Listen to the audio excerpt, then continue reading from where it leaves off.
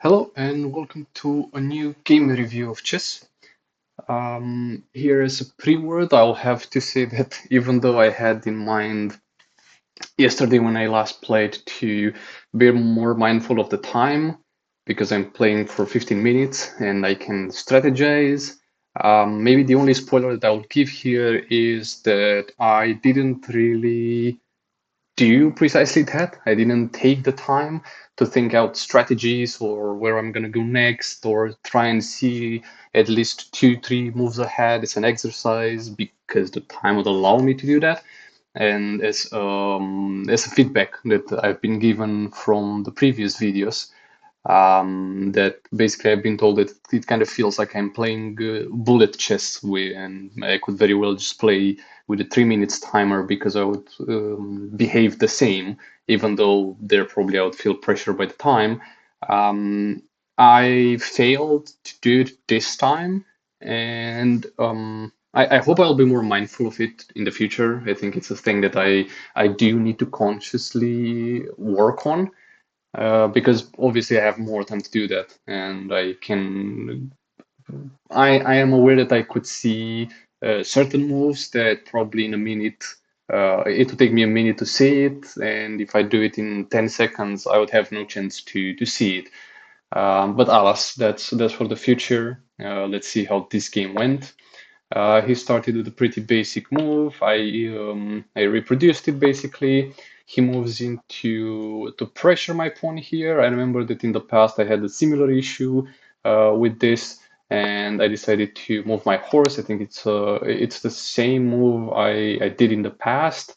I'm finding my way here at fall that back then I remember that I saw a way to counter it better than this. I'll see it at the AI's review at the end of this showcase, basically, because I'm thinking to do it from now on in this format, the way you see it right now. I'm gonna present the game, and then I'm gonna go back on it and review with the help of the AI what would have gone better. All right, then he proceeds to solidify his middle. Then I decide to go with double pawn moves to put pressure on the bishop with a little bit of help from his side if he's willing to fall into it. I'm gonna get a bishop. He decides to probably foresees what I'm going to do and decides to go with this move to win a pawn. I decide to go forward. If he wants to take my pawn, I'm going to take the bishop, but he takes my pawn, I take it back. Then he moves and checks me, which I find it weirdly interesting. But at the same time, I thought that if I'm going to move the horse here, he's most probably going to take it, and I'm going to solidify the middle. But I decided not to trade my horse. I thought maybe I can do something better with it in the future. He decides to take the bishop instead of going here, probably foreseeing that I'm gonna. Actually, he couldn't go behind because I would take it. It was the only move he was able to do because he couldn't go behind anymore. So I finally take it. He takes my pawn. I decide to prepare a castle on this side, and I actually didn't foresee this move. Actually, it's good for him because now I have to destabilize this side and weaken my castle. So he basically ruins my castle with that move and still wins a pawn ahead of me. And now I was thinking I could do this in two moves, but he could just very well do this or this. I mean, this one, yeah, or this one, and protect the king without bugging it. So then I decide to free. No, well, yeah, I forgot he has to move first. He moves with the king, queen in this side. Um, I'm unsure why. It's gonna be a lot of moves in this one. He can't do. He can't do this one in order to check here, probably to put pressure on this pawn in case I want to go on this side. It's going to be protected or something like that. So I decide to castle on this side over here. He decides to protect his king, I think, or maybe I thought that like more likely he's gonna castle there, so he's free to do it if I check him with a cheeky check from these sides, and maybe he doesn't want to answer the pawns. I take the pawn here instead of castling. I thought it's gonna be better to threaten the queen here. He decides to move forward and be aggressive with the queen, so I decide to protect the horse. He cannot check my king with anything.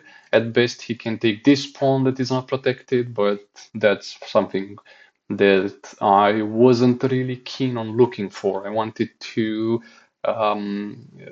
be more precise. I wanted to go here with the horse, sacrifice the horse, force a check on the king, have it forced to move anywhere he wants to, and then I'll take the queen back with a horse or with a bishop.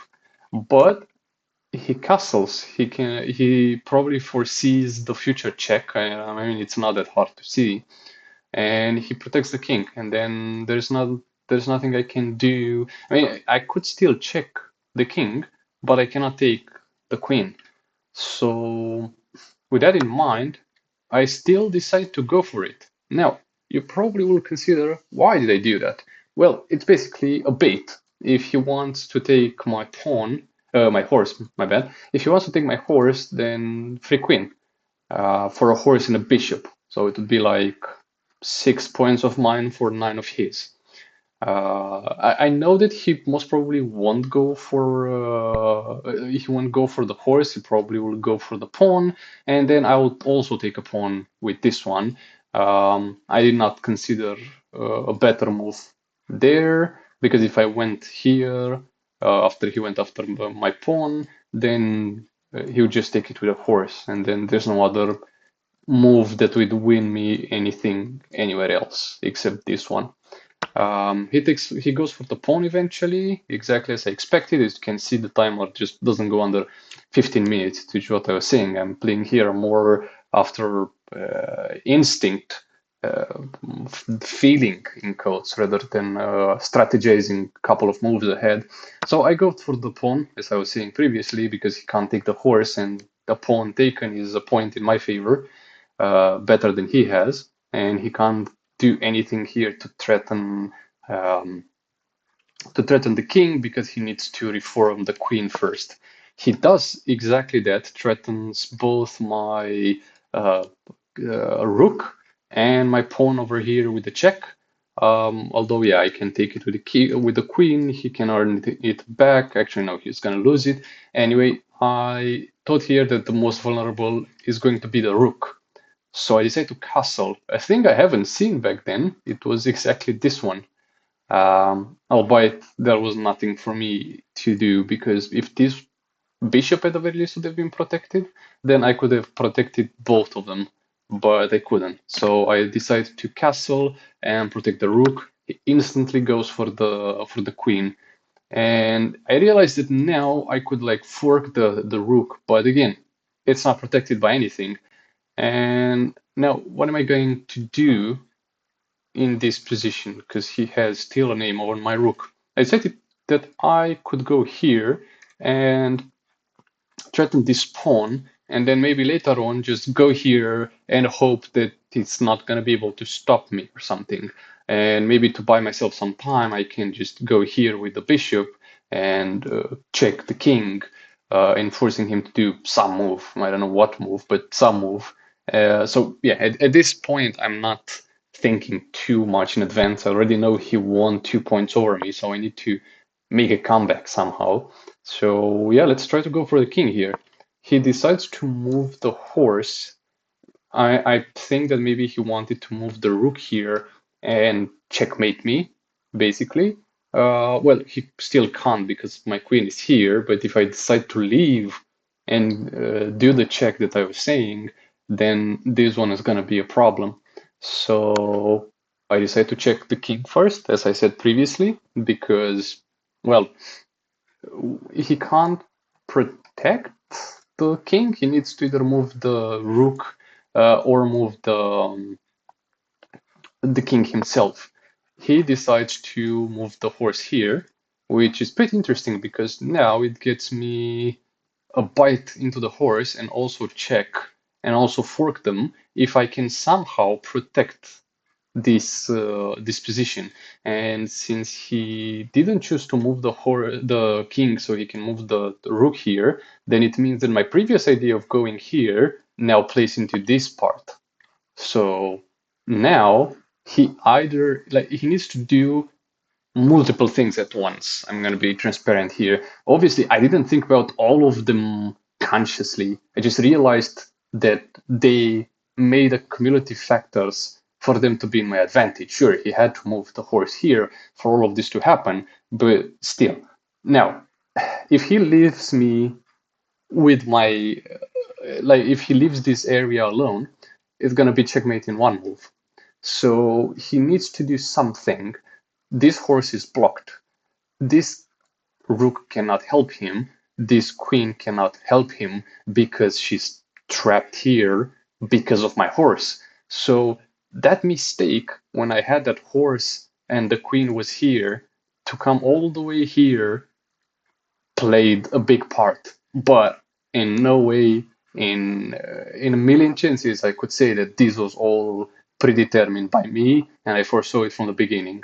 No, I just went with the flow and flow.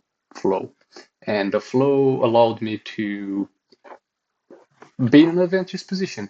The only thing that I can see in his advantage right now is to move this rook here to have his pawn protected.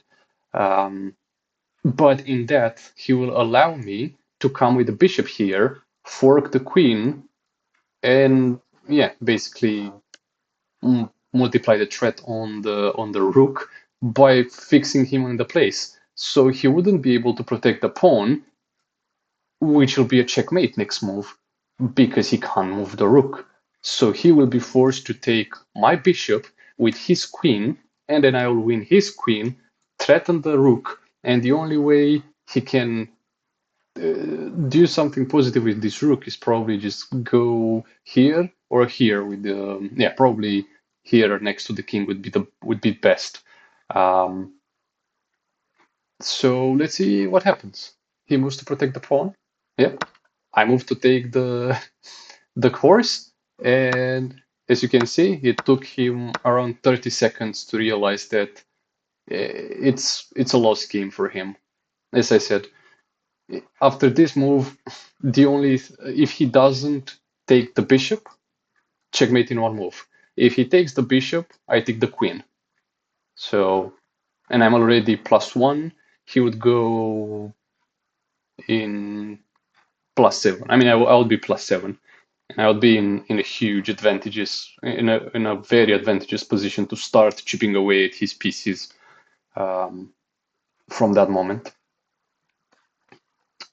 Yep. Let's see now what could have I could have potentially done better because from the review that I saw, it was a pretty disastrous game for both of us. Like in accuracy, I'm like zero point 0.1 better than him. Uh, I think it's because he did one extra blunder than me. Well, to be fair, I have far more inaccuracies. We both have a great move. Well, let's start with the review. I was curious here. This is an accuracy, okay. What would have been my best move? Right. The follow-up. Is there a resume? No. Okay. So this is an accuracy. Okay. And what if he did this? No. An accuracy. Oh yeah, because he betrays it's a mistake. I suppose. Then moves this.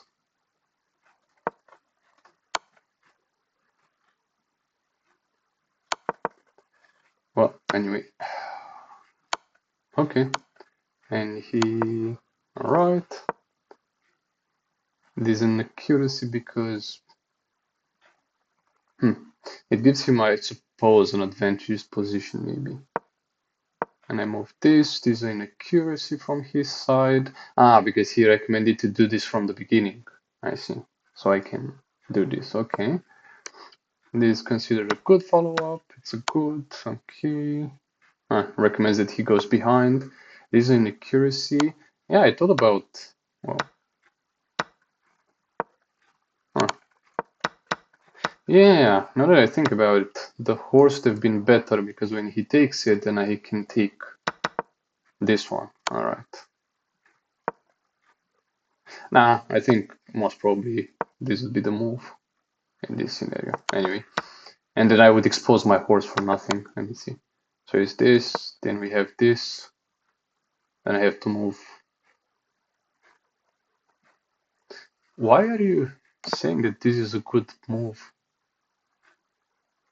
Castle is the best. And then he takes the bishop for free. Inaccuracy. Why? I'm in key. Ah, because I trapped the queen. Huh. Interesting. Yeah, because then I would have checked. Yeah, I completely missed that part. But good to know for the future. Good to know. Okay. Castle. Wait. This didn't happen. Okay. This happened. He took it. I should have taken it the horse. I'm curious. Oh no, wait. Not a follow-up. Like, I'm curious what would have followed after this. Okay.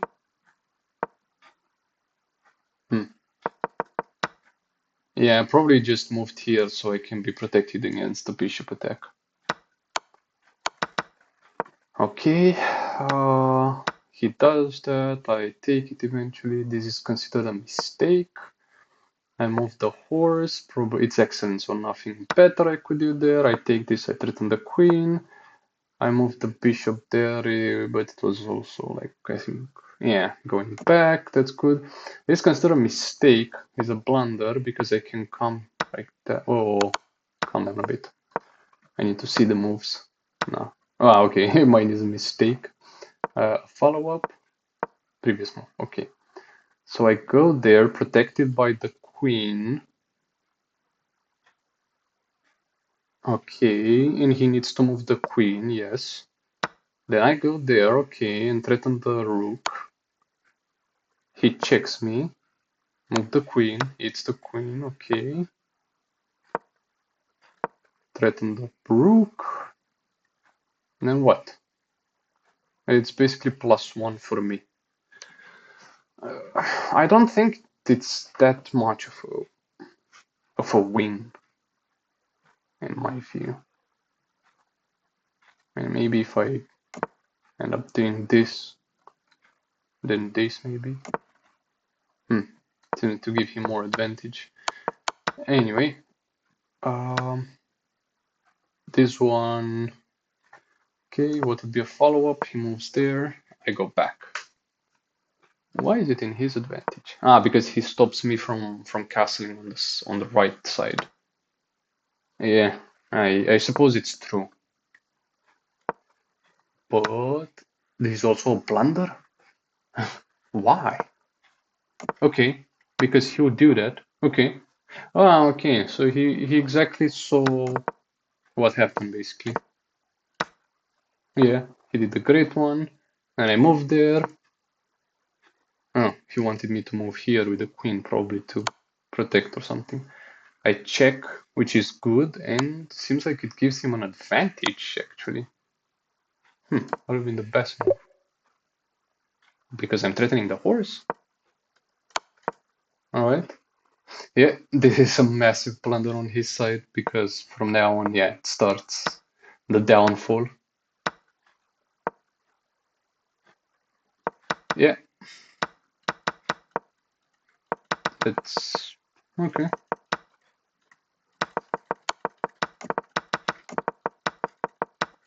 So we have a few moves here that I think would be so on this one it would be better to move the horse to the right, and if not, then with these exchanges I think moving the bishop here would have been better, right?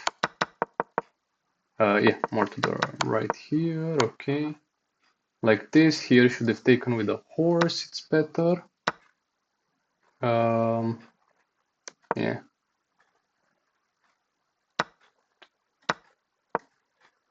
Okay. No follow up. No, show the follow up. Okay. Yeah. All right. Well, it was an interesting game. I hope next time I will be more careful about the moves I make. Thank you for watching. See you on the next one.